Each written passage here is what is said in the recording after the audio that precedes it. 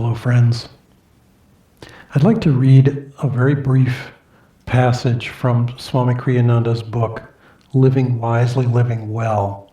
This concerns the reality of, or the illusion of, time. And it's a fascinating subject. I'll share a few thoughts after I read this. Think of time as a radiation outward from your own center. Past and future move not only directionally like a river, they also revolve around their center in the changeless now. If you meditate on those words, contemplate the reality of those words, it's a profound meditation. We bind ourselves to time. We bind ourselves to change around us and assume that that is our reality or that that somehow defines us. But in fact, we are creating it just by the movement of our own attention. And I'm fascinated in what Swami wrote by how he's describing, we think of time as inexorably moving from the past through the present toward the future, like a river, and there's no turning back, there's no going back.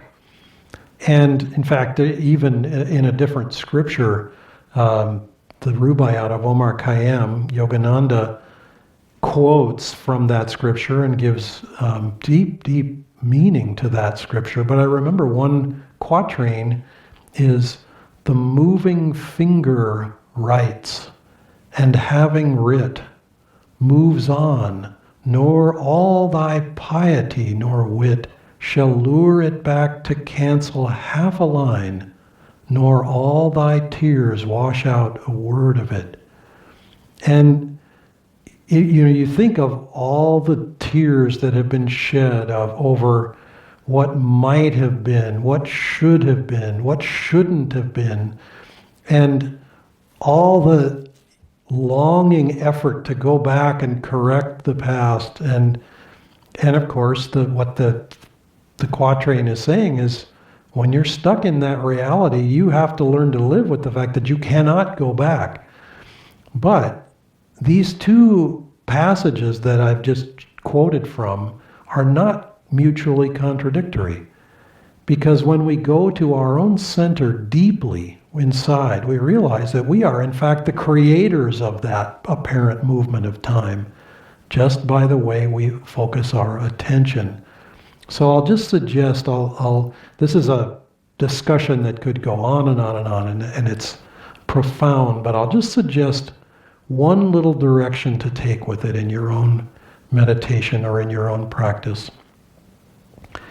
If you will visualize for a moment, visualize all the love that you have ever felt, all the joy that you have ever felt, whether it seemed to come to you, like in the case of love, receiving love, perhaps from parents or siblings or other loved ones, all the love that you have felt, again, perhaps for your immediate family, perhaps for friends or others, or even just pure love, not connected to any other, not specifically directed towards any person or thing.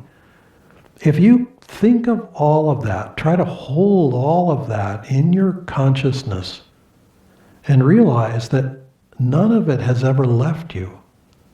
None of it has ever gone away. It's all with you because it's all now. God's presence is always now. I recently read a lovely and very comforting, to me anyway, very comforting passage from the Chinese philosopher Lao Tzu. I hope I pronounced that correctly. And it says, if you are depressed, you are living in the past. If you are anxious, you're living in the future. If you're peaceful, you're living now or in the moment. And so feel that reality in yourself. Try to meditate on it and actually claim that as your very own. Claim now. That's all we really ever have. It's very easy to sort of slip off on one side or the other and be thinking back to the past or sort of looking ahead toward the future. But all we really have in life is right here and right now. So claim that, and you will find that love, that joy, that fulfillment, whatever it is that speaks to your heart. Those were just examples, but it could be other things as well. Claim those as your very own, because truly they are yours. They always have been, and they always will be. Namaste.